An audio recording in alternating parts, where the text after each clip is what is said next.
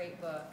Previously used by like physical therapists and stuff, and now yoga teachers are finding it and going, oh, that completely makes sense. It's about how the muscles of the body are not just singular muscles that do one thing, but in fact they're interconnected in holistic lines. So what you do with your feet runs through certain lines in your body and affects everything.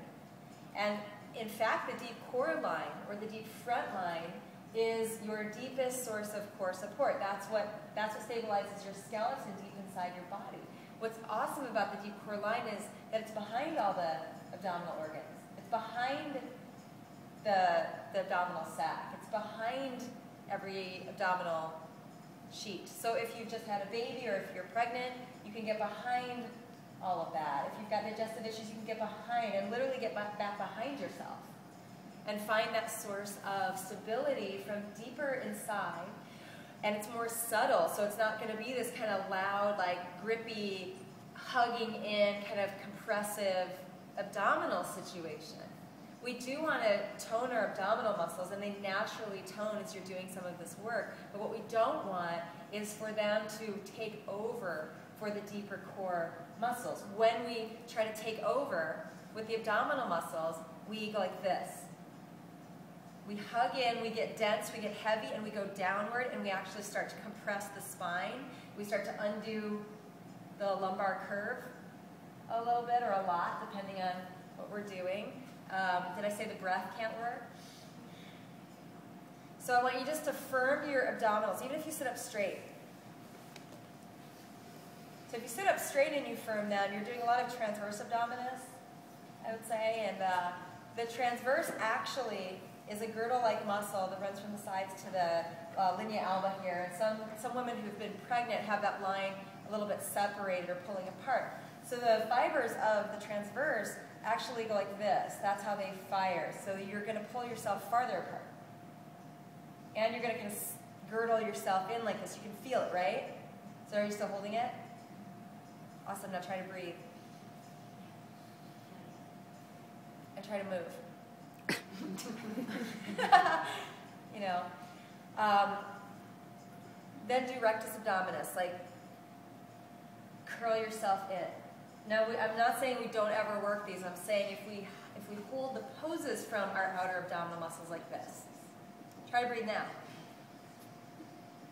You can actually get a little more breath in because you can breathe through the back of your lungs a bit more. The front of the lungs are, you know, you can feel it.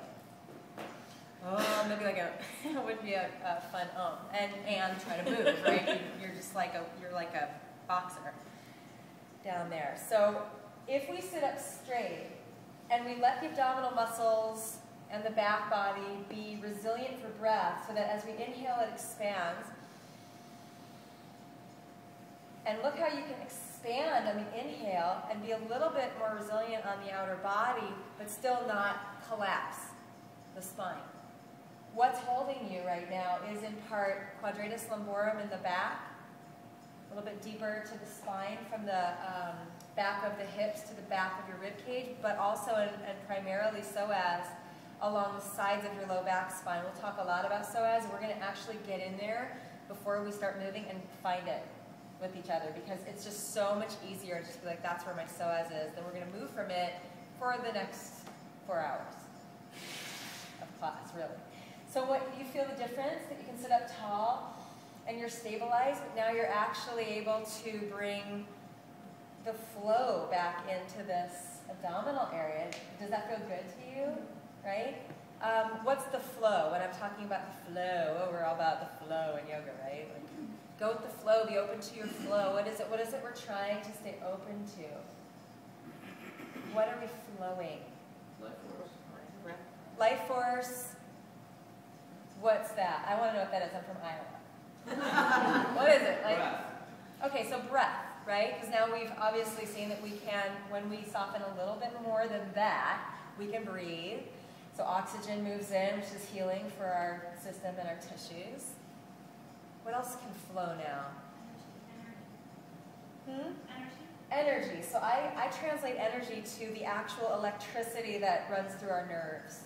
So when our nervous system can communicate, it's not blocked from the muscles and from the organs and from the fascia, the connective tissue. when our central nervous system can flow properly, everything works. It's electrified. It's like if you turn on this light switch and somewhere along this wave it's blocked or cut, the line is cut, the lights won't go on.